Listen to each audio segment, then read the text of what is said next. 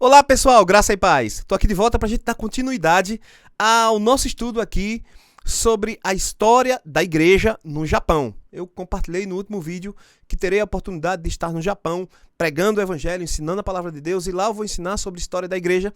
Por isso, decidi estudar mais sobre a história da igreja, especialmente no Japão. É um assunto muito novo para mim, eu estou aprendendo também, mas vou compartilhar com vocês tudo que eu tenho aprendido nesse tempo. É uma história bela, muito interessante, e eu sei que isso vai nos ajudar a compreender como se dá o crescimento da igreja, como se dá a obra missionária, as dificuldades, as perseguições. Isso é muito importante. Também tenho o objetivo de despertar no seu coração o desejo de apoiar a obra missionária. Não só no Japão, mas no mundo inteiro. Os missionários precisam do nosso apoio, com orações, e não só com orações, mas também apoio financeiro. Somos nós, a Igreja do Senhor, que mantemos a obra missionária. Que essa mensagem fique no seu coração, essa consciência de que nós temos que fazer a obra missionária, mesmo não indo até lá. Nós temos como ajudar em oração e também apoiando financeiramente, ok? Então, no último vídeo eu falei que o cristianismo chegou muito cedo ao Japão. Existem evidências arqueológicas que já no finalzinho do segundo século, início do terceiro século, em torno de 199 depois de Cristo, cristãos da Assíria chegam ao Japão e trazem o testemunho de Jesus Cristo. Se funda um tipo de igreja primitiva ali, não era igreja católica, apostólica romana, era a igreja do Senhor, o testemunho de Cristo, como ele mesmo ordenou, saindo de Jerusalém, pela Judéia, Samaria, chega na Síria, a Síria, chega às Índias, China, Coreia, chega ao Japão. O testemunho de Jesus Cristo avançando tão cedo ali no final do segundo século. Então isso é muito interessante para a gente, isso nos alegra, isso nos faz entender que a obra do Senhor nunca parou. De fato, as portas do inferno nunca prevaleceram nem prevalecerão contra a igreja do Senhor, que continua crescendo e continua avançando. Então, a igreja não teve continuidade no Japão. Por volta ali do quarto século, essa igreja deixou de existir por algum motivo, mas em 1549, através da igreja católica apostólica romana, um padre chamado Francisco Xavier, ele chega ao Japão. E é sobre isso que nós vamos tratar nesse vídeo aqui. Eu vou dar início a essa história de Francisco Xavier no Japão. Nos próximos vídeos a gente vai continuar falando um pouco mais. Conta a história que o Francisco Xavier, ele faz uma viagem de Portugal e ele vai fazendo aquela rota. Portugal está avançando nas suas navegações e Francisco Xavier, a obra missionária, a Igreja Católica com certeza estava sempre atuando nessas navegações com a missão de evangelizar o povo até os confins da terra. E ele encontra, acredito que na Índia, um japonês chamado Ijiro. Esse Ijiro era um tipo de fugitivo da justiça, cometeu algum crime e ele está fugindo do Japão. E o Francisco Xavier encontra esse homem. Provavelmente esse Ijiro deve ter se convertido. Provavelmente, eu não sei, eu não tenho essa informação, mas me dá essa impressão. E ele se torna um tipo de guia para Francisco Xavier. Ele passa informações sobre o Japão para Francisco Xavier. E aí tem numa carta, num texto de Francisco, do próprio Francisco Xavier, tem uma impressão que o Ijiro deu a ele sobre o povo japonês, e o Francisco Xavier estava coletando informações para ele poder fazer a missão. Isso é importante, isso é interessante. Ele queria saber como é o povo japonês para que ele pudesse, de forma eficiente, evangelizá-los. Então, o Francisco Xavier, escrevendo essa carta, ele relata como foi a conversa dele com o Ijiro. E ele diz que perguntou a Ijiro se os japoneses se tornariam cristãos. E ele diz que a resposta dele foi a seguinte: não fariam tal antes de me perguntarem muitas coisas e de verem como respondia a elas e que conhecimentos tinha. Acima de tudo, que iam observar se eu vivia em conformidade com o que dizia acreditar. Olha que interessante. O povo japonês, um povo bem nobre. É bem interessante, isso demonstra nobreza. Eles iriam escutar e provavelmente se tornariam cristãos, sim. Só que eles iriam fazer muitas perguntas e iam observar se Francisco Xavier respondia e, acima de tudo, iriam observar se ele vivia em conformidade com aquilo que ele dizia acreditar. Isso é muito interessante, né? Isso é algo que dá para a gente trazer uma aplicação pra gente aqui. Se você vai pregar o evangelho, claro que as pessoas vão te observar.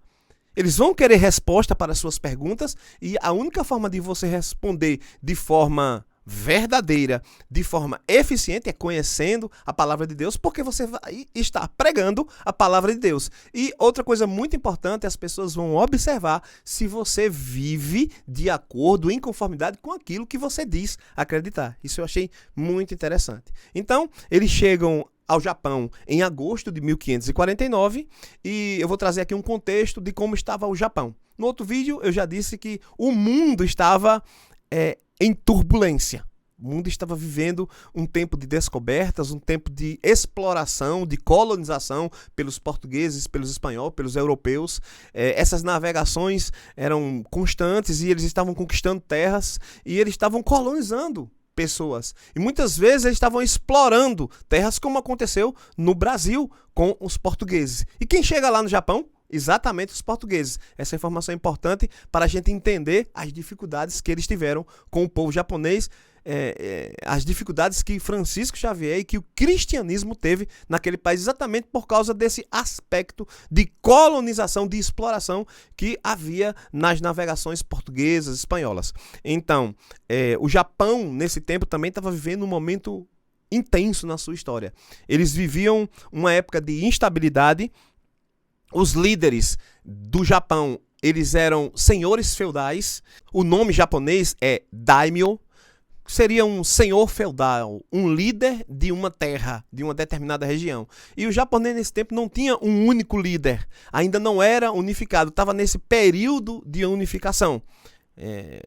Grandes senhores feudais, reis, dinastias, estavam ali tentando unificar esse país. E, de fato, o Japão foi unificado. Mas nesse período, os senhores feudais, os daimyos, eles tinham independência para liderar e governar as suas terras. Eles eram independentes. Por isso que havia esse interesse em unificar o Japão. É nesse tempo que nós estamos aqui na história.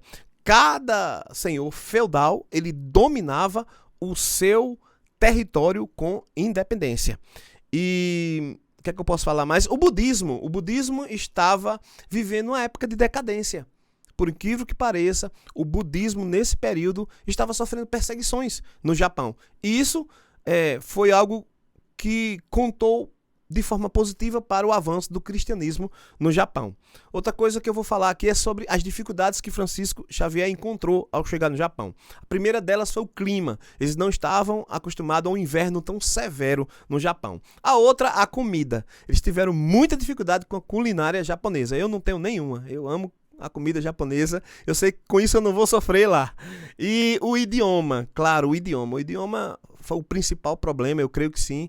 Dizem que talvez tenha sido o principal mesmo, o clima também foi muito difícil, mas o idioma foi uma dificuldade muito grande que os primeiros cristãos tiveram ali no Japão. Era muito difícil para eles se comunicarem. Agora, é interessante, isso é uma curiosidade, por causa do problema do idioma, na verdade, no início, isso facilitou a propagação do evangelho lá no Japão. Foi um erro de interpretação da palavra Deus. Isso foi corrigido, mas o que aconteceu foi o seguinte: quando Francisco Xavier pegou as informações com aqueles que estavam sendo seus tradutores, Higiro era um deles, um dos seus guias, na hora de falar de Deus, o Deus da Bíblia, o nosso Deus, a forma como eles usaram a palavra, o termo que eles usaram para falar de Deus para os japoneses foi um termo muito parecido, talvez o mesmo termo que eles usavam para a sua divindade. Então, os japoneses, principalmente os budistas, eles entendiam que Francisco Xavier estava falando do mesmo Deus, da mesma divindade. Eu vou colocar Deus com D minúsculo, né? Do mesmo Deus que eles acreditavam. Por isso, eles receberam de bom grado. Eles acreditam no mesmo Deus que nós cremos. Então, eles estavam recebendo o evangelho com muita tranquilidade, porque estavam pensando que estavam falando do mesmo Deus. Mas Francisco Xavier percebeu isso, e quando ele percebeu, ele era um homem criterioso, eu acredito que ele era um homem de Deus, e ele tratou logo de corrigir. Ele corrigiu, não. Nosso Deus não é o mesmo, a mesma divindade que vocês creem. E ele deixou claro quem era o nosso Deus, que era o único Deus, e ele começou a pregar o evangelho. Ele criou ali uma palavra, um japonês aportuguesado, eu não sei dizer qual é essa palavra, mas ele tratou de corrigir, e os japoneses finalmente entenderam que o Deus que ele estava pregando, o Pai, o Deus Pai do nosso Senhor e Salvador Jesus Cristo, não era o mesmo Deus, a mesma divindade que eles acreditavam lá enquanto budistas, né? Isso começou a gerar dificuldades para o cristianismo, para Francisco Xavier, para aqueles que estavam na missão, porque os budistas já começaram a olhar para os cristãos de forma desconfiada. Peraí, não é o mesmo Deus? Então eles estão dizendo que nós estamos errados, nosso Deus não é Deus. Então isso já começou a gerar dificuldades. E a gente vai falar mais das dificuldades nos próximos vídeos. Para concluir esse vídeo aqui, eu quero ler aqui um trecho de uma carta de Francisco Xavier para o seu superior. E essa carta é muito interessante. Ele está falando da primeira impressão que ele teve dos japoneses quando ele chegou no Japão.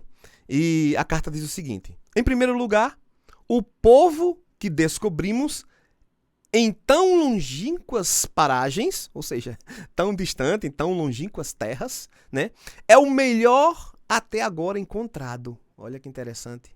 E parece-me que nunca descobriremos entre os pagãos uma raça como os japoneses.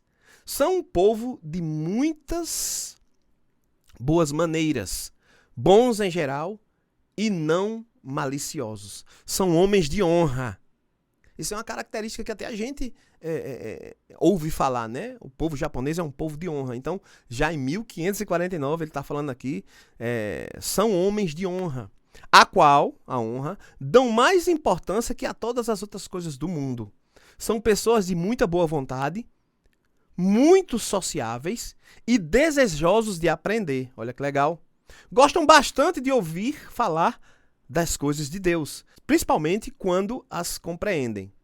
Gostam de ouvir falar do que esteja de acordo com a razão.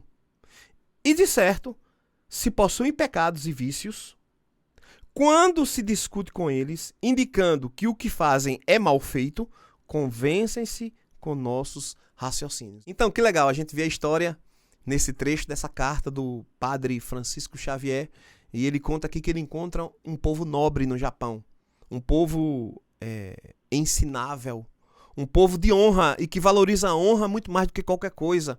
Um povo que entende quando percebe que o que ele faz é mal. Então, eles entendiam que o que eles estavam fazendo era pecado. Um povo que estava pronto, sedento para ouvir a palavra de Deus, ouvir o testemunho de Jesus Cristo. Muito interessante esse trecho, e nos próximos vídeos você vai ver que o cristianismo cresceu muito nessa região, talvez por essa receptividade e também por causa de outras situações que aconteciam naquela região que facilitaram o crescimento do evangelho. Mas isso não foi o tempo todo assim. Depois, o povo de Deus, o povo cristão, sofreu grande perseguição no Japão, e sobre isso a gente vai falar nos próximos vídeos. Fique ligado, perdão pelo vídeo longo, mas é história, uma história que vai nos ensinar também que eles sofreram muita perseguição, houve morte, mártires, muitos mártires, e eu peço que você fique ligado, você vai gostar da história da igreja no Japão. E essa história não parou, essa história continua. No final, nos últimos vídeos, eu vou falar como está o cristianismo no Japão hoje, como estão as missões no Japão hoje em dia, e você vai ter a oportunidade de orar por esse povo, e você vai ter a oportunidade de apoiar as missões no Japão. Graça e paz, fique ligado nos próximos vídeos. Durante a semana, tem mais.